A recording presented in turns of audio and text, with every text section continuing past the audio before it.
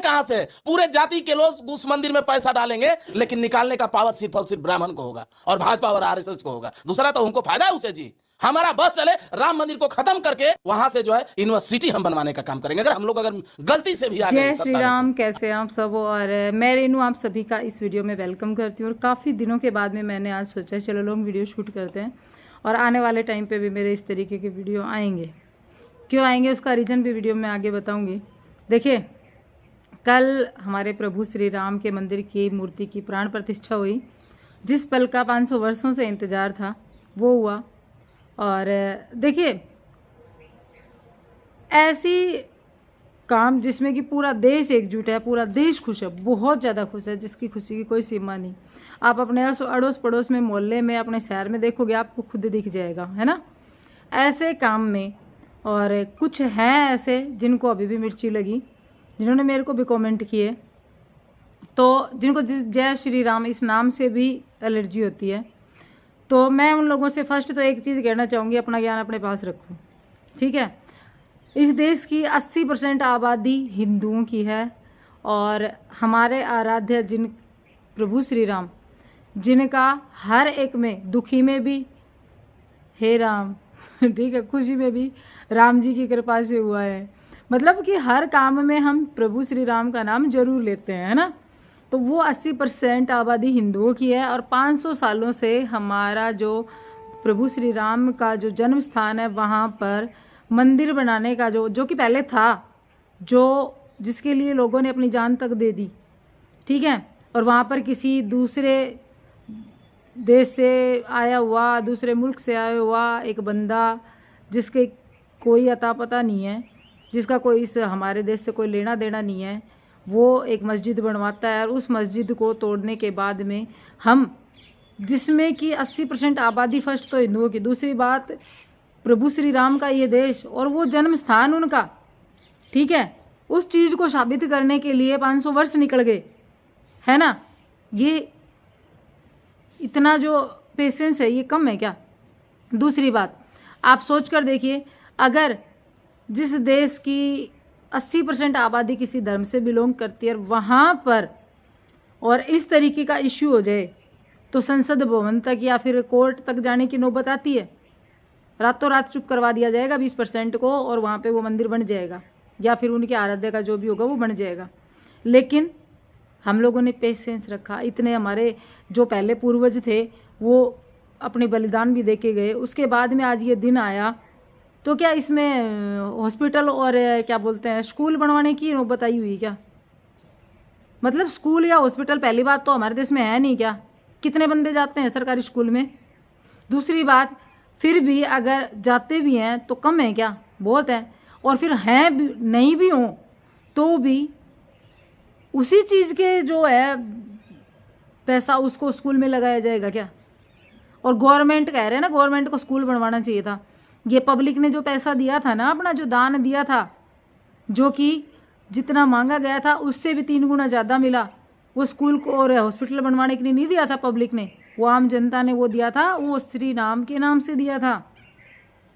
और वहाँ पर प्रभु श्री राम का मंदिर बनना कोई ये नहीं है कि एहसान हो गया, नहीं, वो हक था, वो हक था। और दूसरी बात, जो मेरे को ज्ञान दे के गए ना, बेवकूफ़ औरत, मेरे को ज्ञान दिया किसी बंदे ने कि बेवकूफ़ औरत, प्रभु श्री राम के नाम से जो पैसे निकाले उनको दान देना चाहिए था गरीबों में। तो गरीब कौन है आपके हिसाब से? गरीब मैं उन्हीं लोगों को कह रही हूँ जिनकी ऐसी सोच है। गरीब वो है जिसके हाथ पैर नहीं है। दूसरी बात, क्या इतना तो भगवान ने काबिल बनाया है कि उनके नाम से भी कुछ निकल जाता है, और प्रभु श्री राम के नाम से भी, या फिर हमारे जो आराध्य है उनके नाम से भी इतना तो काबिल उन्होंने बनाया है अपनी संतान को कि वो कर देते हैं, ठीक है। और इसमें जो लोग ये कहते हैं ना कि क्यों मान रहे हो उनको, किसी ने, नेता ने, मैं इतना भी कहा है कि रामायण को फाड़ दूंगा, तो उन लोगों से कहना चाहूँगी कि हम क्यों मानते हैं। फर्स्ट तो इसका आंसर सुनो, क्यों मानते हैं? सनातन धर्म हमारा क्यों सबसे बड़ा मानते हैं, इसके पीछे का कारण सुनो। हमारे धर्म में ये सिखाया गया है कि जीव जंतु, पशु पक्षी, पेड़ पौधे, इन सबको देव की संज्ञा दी जाती है, और माता पिता को देव के समान ही समझा जाता है, भगवान के समान समझा जाता है। हमारे धर्म में प्रभु श्री राम को हम क्यों मानते हैं? क्योंकि उन्होंने सिर्फ अपने पिता के वचन को पूरा करने के लिए 14 वर्ष का वनवास तक ले लिया था। और धर्मों के जैसे नहीं है जिन्होंने सत्ता पाने के लिए अपने आप मजदूरों के हाथ कटवा दिए और अपने पिता को भी कत्लेआम कर दिया और अपने सगे संबंधियों का भी कर दिया। उनके जैसे नहीं। हमारा धर्म ये सिखाता है, जो कि मैंने आप लोगों शुरू से अगर वीडियो देख रहे होगे तो मैंने बताया कि 500 वर्षों तक इंतज़ार किया, कोशिश की कि आराम से ही हो जाए, लेकिन बीच बीच में कुछ कुछ करना भी पड़ा। ये जो दंगे हुए वो ज़रूरी भी थे, नहीं होते तो आज ये दिन देखने को नहीं मिलता। जिस काम में पूरा देश खुश है, गली मोहल्ले में आप जब चारों तरफ देखोगे कुछ अपवादों को छोड़ के सब खुश है, तो उन अपवादों से कहना चाहूँगी कि आप फर्स्ट तो इस धर्म से बिलोंग करते हो। दूसरी बात, कुछ लोग ऐसे कि मंदिर से सिर्फ भिखारी बढ़ेंगे। अरे नहीं भिखारी बढ़ेंगे सर, अगर स्कूल बनता वही कोई विद्यालय बनता तो वैज्ञानिक बढ़ते। मंदिर नहीं जाते, स्कूल जाते हैं। स्कूल जाते हैं? आप पढ़े हैं? जी पढ़े हैं। आप क्या बनेंगे बड़े होके? सर IAS हैं? यूपीएससी की तैयारी करेंगे। यूपीएससी की तैयारी करेंगे? हाँ। फिर विद्यालय जरूरी है, मंदिर जरूरी है? विद्यालय जरूरी है। सारे देश तो सुबह सुबह लोटा लेके चले जाते हैं और बोलते हैं कि भगवान हमारी मनोकामना पूरी कर दो, सूर्य देव को जल चढ़ा हम देते नहीं हैं। जाते ना, बेवकूफ है ना सर। और हम मंदिर नहीं जाएंगे, हम अपने माँ बाप से अब स्कूल जाएंगे, पढ़ेंगे, तब कि भगवान हमको ज्ञान ला कर देंगे। कितनी उम्र है आपकी? भगवान हमको सर 13 साल। 13 साल में इतना ज्ञान काहे ले लिया भैया? सर स्कूल गए तब से ले लिए ना। अच्छा, और मंदिर जाते तो क्या हो जाते? मंदिर जाते तो हम वही फिर मांगना पड़ता हमको, भैया दे दो, हमको इधर दे दो, भैया 2 रुपए दे दो, 4 रुपए दे दो, यही मांगना पड़ता। सरकार आपका कितना ध्यान रखती है? आपको मिड डे मील देती है, आपको खाने को देती क्या है? देती है सर? 5 किलो में कितना दिन खाएंगे हम? कितना दिन खाएंगे आप ही बताएं। ये धुरंधर कह रहा है कि मैं स्कूल खुलवाते मैं IAS बनता। और मैं क्यों भाई, IAS बनने के लिए स्कूल को कमी है क्या? पढ़ने वाले तो अभी भी IAS बन जाएंगे, तू पढ़ लेना उसमें। मंदिर के सामने तो सिर्फ भीख मांगी जाएगी, क्यों? ये तेरी सोच है, ये तुम्हारे संस्कार हैं कि मंदिर के सामने भीख मांगी जाएगी। एक बात सोचो, अपना कोई भी काम करने से पहले और अगर कुछ लग भी जाती है ना, चोट भी आ जाती है, एक्सीडेंट कोई हो जाता है, तो पहले नाम निकलता है हे राम, हॉस्पिटल बाद में पहुंचते हैं। वहाँ पे भी एक भगवान के लिए एक अलग से स्थान होता है कि भाई डॉक्टर भी जब सब कुछ करके देख लेता है, कहता है कि अब तो बस प्रार्थना करो, लास्ट वही है। और फिर उसके लिए इतना बखेड़ा।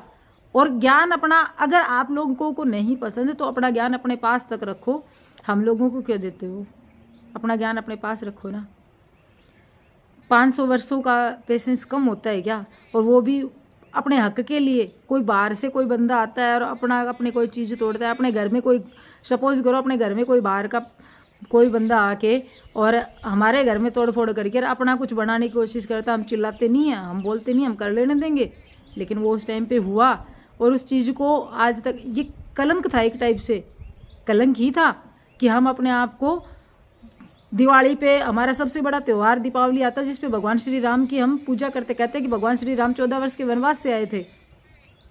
प्रभु श्री राम का नाम हमारे जीवन में कोई ऐसा दिन नहीं जब नहीं निकलता हो।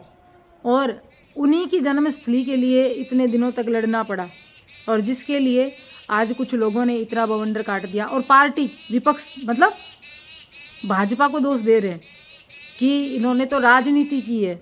राजनीति मतलब ये बाद में भी हो सकता था उद्घाटन। तो इस चीज़ पे भी मैं मेरे विचार रखना चाहूँगी। बाद में हो सकता हो, क्या पता, लेकिन अगर इन्होंने पहली बात तो अधूरा मंदिर नहीं था, गर्भगृह पूरा कंप्लीट था, उसके बाद प्राण प्रतिष्ठा हो सकती है, ठीक है। दूसरी बात, उस टेंट से तो बेहतर ही है ना, 500 सालों तक वो उसमें 27 साल से टेंट में थे, टेंट में रह रहे थे। उस टेंट में बारिश भी और 2 जोड़ी कपड़े मिलना, वो भी रामनवमी पर, इतने दिन इस तरीके से रहने से अच्छा 50 फीट दूर से दर्शन करना, जिसमें कि चढ़ावा 50 फीट से भी 6-7 लाख आ रहा है चढ़ावा, फिर भी पब्लिक इतना चढ़ा के जा रही है, फिर भी अपने प्रभु को वो टेंट में देख रही है।